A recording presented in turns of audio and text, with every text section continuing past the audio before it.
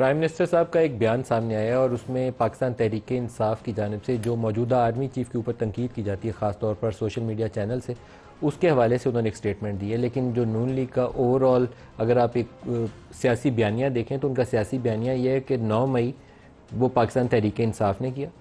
Social media کے اوپر جتنی کیمپین چلی، عسکریت پسندی ہوئی، اب اس کے لیے ٹرم استعمال ہوتی ہے ڈیجیٹل ٹیررزم. یہ ہمارے DGISPR نے ٹرم ان کے لیے کوائن کی ہے.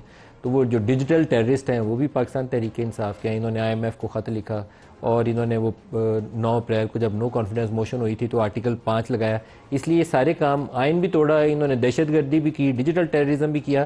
تو پارٹی کو بین کر دیں اور عمران خان، قاسم سوری اور عارف علوی صاحب جنہوں نے آرٹیکل 5 کی روشنی میں بعد میں اسمبلی ڈیزالو کرنے کا غیر آئینی فیصلہ کیا تھا، ان کے اوپر آرٹیکل 6 لگاتے ہیں غداری کا مقدمہ. یہ ان کا بیانیہ ہے.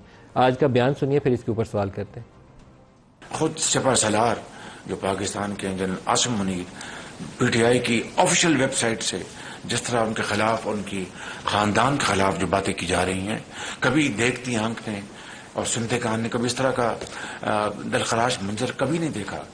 لہٰذا میں سمجھتا ہوں کہ یہ ایک لمحہ ہے جس کا ہمیں پوری طرح احساس کرنا ہوگا اور کسی صورت بھی فوج پاکستان کے خلاف کسی طور پر بھی ہم اقدام برداشت نہیں کریں گے. پوری یکجہتی کے ساتھ اور یکسوئی کے ساتھ ہمیں اس کے خلاف دیوار بنانی ہوگی اور پاکستان کے مفاد کو پروٹیکٹ کرنے کے لیے کسی بھی ہم قدم سے ہم پیچھے نہیں ہٹیں گے.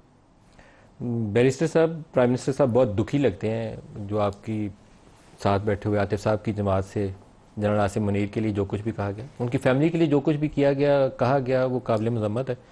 ان کی پہلے تو ان کی فیملی کے خلاف جو کیمپین چلی تھی ان کے آرمی چیف بننے سے پہلے چلی تھی، آپ کے ذہن میں ہوگا.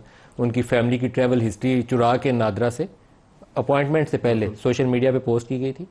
سعودیز کو یہ کہا گیا تھا کہ ان کے ایران سے رابطے ہیں، ان کے مسل کی اعتبار سے کچھ چیزیں بیچی گئی تھیں کہ یہ آرمی چیف ہی نہ لگے. تو ابھی تازہ ترین کیا ہوا ہے جس کی بنا کے اوپر پرائم منسٹر بڑے دکھی نظر آئے؟ دیکھیں بسم اللہ الرحمن الرحیم، thank you for inviting me on your show جی. ندیم بھائی، پہلی چیز جو انڈرسٹینڈ کرنے کی ہے کہ ہم ڈے 1 سے ایک چیز یہ کہہ رہے ہیں کہ جب آپ اپنے افواج کے خلاف، جب آپ اپنے آرمی چیف کے خلاف، اپنے شہداؤں کے خلاف جب آپ پروپیگنڈا کرتے ہو، کیمپین کرتے ہو، دیکھیں ایک شہید جو ہے جو بارڈر پہ اپنی جان دیتا ہے 30-40 ہزار تنخواہ کے لیے تو نہیں دیتا. اس کا ایک نظریہ ہے اور وہ نظریہ ہے اسلامک ریپبلک آف پاکستان کے لیے.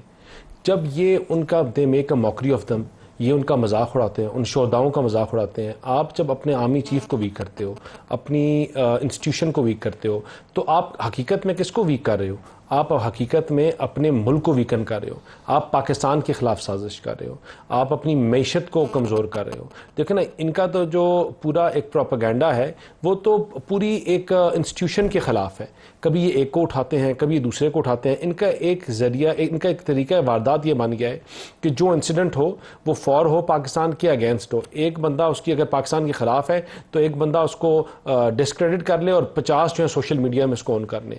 جب آپ کی حکومت اس چیز کے اوپر غور کر رہی ہے کہ تحریک انصاف کو جلد ہی آج کابینہ میں سننا تھا پہلے کہ غور ہوگا، معلوم نہیں ہے کہ کتنا غور ہوا ہے، اس کو بین کر دیا جائے پارٹی؟ دیکھیں مجھے بتائیں کہ میں بار بار یہ ایک چیز ہم ایک پوچھتے ہیں کہ 9 مئی کے جو عمران خان کی بھی ریسنٹلی سٹیٹمنٹ تھی، کوئی جرنلسٹ کو ملا، کچھ جرنلسٹ آپ کے کل ایک پروگرام میں بھی آئے ہوئے تھے کہ عمران خان جب ان جرنلسٹ کو سب سے بڑا کنفیشن اس کا یہ تھا کہ میں نے ان لوگوں کو، ہم لوگوں نے جگہ ڈیسائیڈ کی. اور خالی جرنلسٹ کی بات نہیں ہے، یہ عمران خان کی اپنے منہ کی کنفیشن ہے کہ آپ کو اگر مجھے دوبارہ اٹھایا جائے گا تو میں نے ان لوگوں کو کہا کہ انہی جگہوں پہ جا کے دوبارہ اپنا اسی طرح پروٹیسٹ کرو. اس میں کوئی ریمورس نہیں تھا.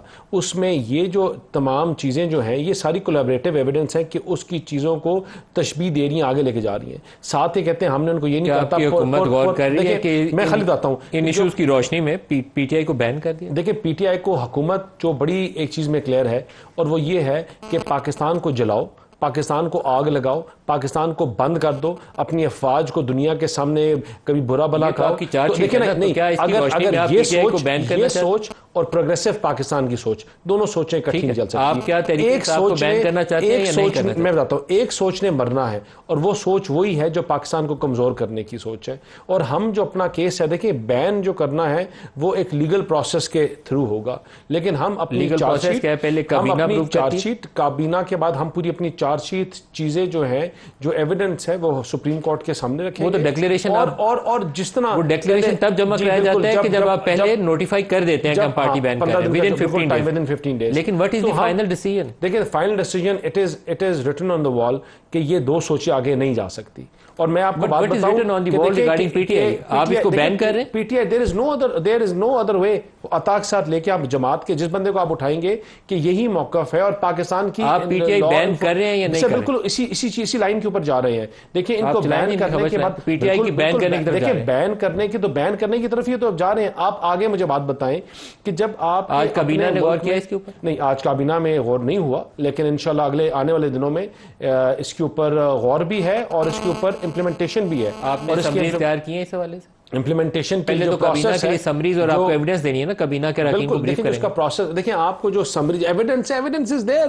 ایویڈنس مجھے آپ بتائیں, اپنے شہداؤں کے انسٹالیشن کو آگ لگانا, اپنے شہداؤں کے مجسمے جلانا, اپنے جب آئی ایم ایف پاکستان میں بیٹھ کر نیگوشیٹ کر رہی ہو تو آپ آئی ایم ایف کے پاس جا کے امریکہ میں پاکستان کے خلاف پروسیشنز کرو. آپ جب پاکستان کو کمزور کرنے کے ندیم صاحب کا پارٹی آفس بند کیا ہے تو اس میں آسمانی بجلی گر جائے تو اس میں پراپر بندوبست نہیں ہے. جو نون لیگ کا آفس ہے اس میں آسمانی بجلی گرے تو اس میں بندوبست ہے کہ وہ نکل جائے. ففتھ جنریشن وارفیئر ہے. لیکن مجھے بتائیں, اس دفتر سے نون لیگ کے دفتر پہ اگر آسمانی, خدا نہ خواستہ اللہ نہ کرے ایسا ہو, میں نہیں چاہتا کسی کے بھی بلڈنگ میں گرے, لیکن اگر نون لیگ کی بلڈنگ پہ گر جائے تو اس میں یہ سسٹم لگا ہوا ہے کہ وہ آسمانی بجلی کسی کو نقصان ہو جائے گی. پاکستان ففتھ جنریشن وارفیئر میں پاکستان کو انٹرنلی اینڈ ایکسٹرنلی, میں آپ کو بات بتاتا ہوں, انٹرنل اینڈ ایکسٹرنل وارفیئر میں پاکستان کو کمزور کیا جا رہا ہے.